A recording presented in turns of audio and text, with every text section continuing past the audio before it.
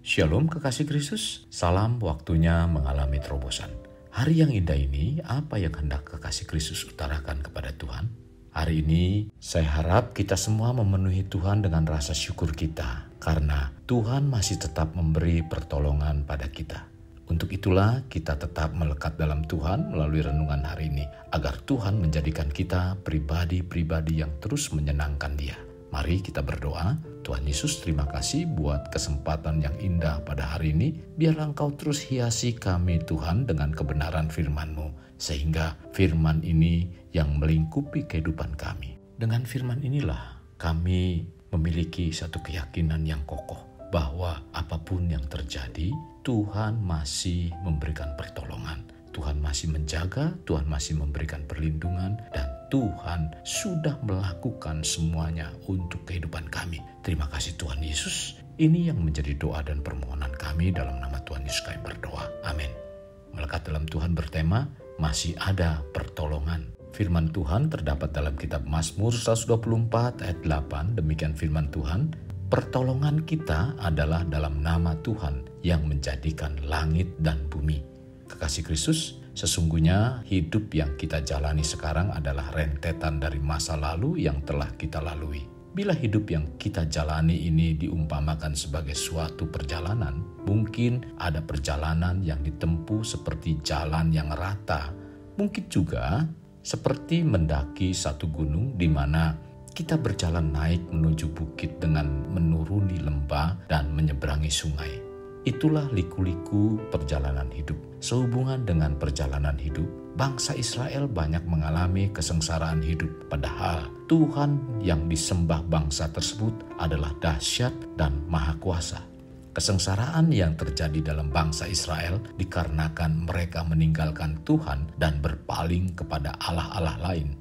Dalam 1 Samuel 7 ayat 3 mengatakan, lalu berkatalah Samuel kepada seluruh kaum Israel demikian, jika kamu berbalik kepada Tuhan dengan segenap hati, maka jauhkanlah para allah-allah asing dan para Asitoret dari tengah-tengahmu dan tunjukkan hatimu kepada Tuhan dan beribadahlah hanya kepadanya. Maka ia akan melepaskan kamu dari tangan orang Filistin.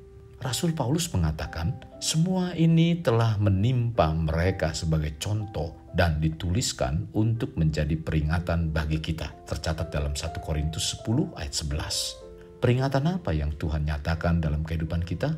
Masihkah Tuhan memberikan pertolongan dalam setiap pergumulan hidup yang kita jalani? Dalam Mazmur 121 ayat 1-2 menyatakan, aku melayangkan mataku ke gunung-gunung. Dari manakah datangnya pertolonganku? Pertolonganku ialah dari Tuhan yang menjadikan langit dan bumi. Firman ini menjelaskan hanya dalam Tuhan akan selalu ada pertolongan. Maka hendaknya Tuhan harus menjadi prioritas utama dalam hidup kita. Jadi saat kita mengalami persoalan dan tantangan, jangan pernah menyerah atau menjadi bimbang. Tetaplah teguh karena masih ada pertolongan dari Tuhan, dan percayalah kalau Tuhan Yesus sudah mati bagi kita, maka Dia juga yang akan menjadi jaminan hidup kita. Sehubungan dengan prioritas hidup, ada kisah seorang anak muda dan kita sebut saja namanya Bill. Waktu ia memasuki ruang kuliah, ia menuliskan di meja belajarnya, saya nomor 3. Teman-temannya bertanya apa arti dari kalimat tersebut. Tetapi Bill tidak memberitahukan arti dari kalimat yang ditulis sekalipun kepada teman terdekatnya. Ia hanya mengatakan singkat, saya akan mengatakannya ketika lulus nanti. Di universitas, Bill terus berprestasi mulai dari ketua senat mahasiswa, kapten tim sepak bola, anggota bola basket, sehingga menjadi siswa yang terpopuler. Ia mempunyai banyak teman-teman, baik laki-laki maupun perempuan. Walau banyak teman-teman yang ada, Bill tidak mau menceritakan arti kalimat yang ditulis di mejanya. Pada akhir kuliah, di mana akan diwisuda, teman-teman Bill menagih janji apa arti kalimat yang Bill tulis di meja, sebagaimana yang Bill janjikan. Dengan tenang, Bill menyampaikan rahasia kalimat yang mengundang rasa penasaran teman-temannya. Bill mengatakan, ketika saya masuk universitas ini, ibu saya memberikan pesan, ingat anakku, ketika berada di universitas. Tuhan harus nomor 1, orang tua dan teman-temanmu nomor 2, sementara kamu nomor 3. Ibu saya menekankan, apapun yang terjadi dalam hidupmu, sukses, gagal, jika kamu melakukan hal tersebut, hidupmu akan bahagia. Dan saya ingin bahagia seumur hidup, maka saya melakukannya. Kasih Kristus, kisah Bill biarlah menjadi inspirasi bagi kita. Ketika kita menempatkan Tuhan yang utama dalam hidup kita, apapun yang kita hadapi dalam hidup kita, percayalah masih ada pertolongan Tuhan, dan Tuhan juga akan memberikan kita kekuatan dalam menghadapi setiap masalah, dan tidak ada persoalan yang melebihi kemampuan kita. Oleh karena itu, saat menghadapi apapun, jangan menjadi cemas. Tetaplah kuat bersama Tuhan, sebab hanya orang yang kuat yang akan mendapatkan pertolongannya. Di dalam Dia ada jalan keluar, pengharapan, dan kepastian. Bagian kita adalah mendekat dan tetap melekat dengan Tuhan melalui doa. Tentunya dalam melakukan ini bukan bersikap pasif, tetapi berusaha dan tetap yakin terhadap kuasa Tuhan. Sekarang, keadaan apa yang dihadapi oleh kita? Mungkin kita belum melihat pertolongan Tuhan, tetapi janganlah berhenti untuk berdoa serta berharap pada Tuhan. Dan percayalah akan waktunya Tuhan, karena Dia tidak pernah terlambat untuk menolong kita. Ingat, masih ada pertolongan Tuhan bagi kita dan datangnya selalu tepat pada waktunya.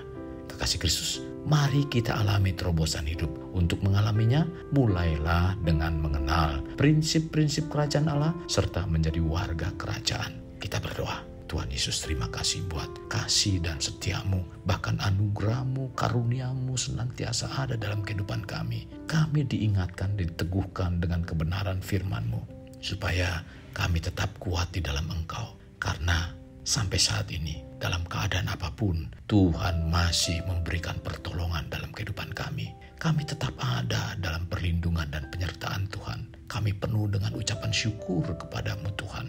Biarlah Engkau terus memimpin kami dengan kebenaran firman-Mu, di mana firman itu terus semakin berakar dan memberikan keyakinan yang kuat dalam iman percaya kami bahwa Tuhan adalah Tuhan yang berdaulat, yang mampu mengubahkan segala sesuatunya sesuai dengan rencana dan kehendak-Mu, bukan kehendak dan pikiran kami. Tuhan, pimpin kami supaya kami tetap teguh di dalam iman dan percaya kami. Terima kasih Tuhan, ini yang menjadi doa dan permohonan kami yang kami alaskan dalam nama Tuhan kami yang ajaib, yang dahsyat, yaitu Tuhan Yesus Kristus. Kami berdoa. Amin. Kasih Kristus, mari kita akhiri dengan mengedahkan kedua tangan kita.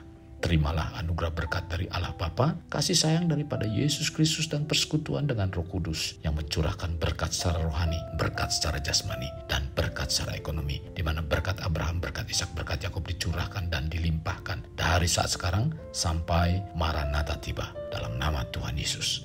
Amin. Sampai jumpa di renungan berikutnya. Tuhan Yesus memberkati. Jangan lupa like, share, dan subscribe.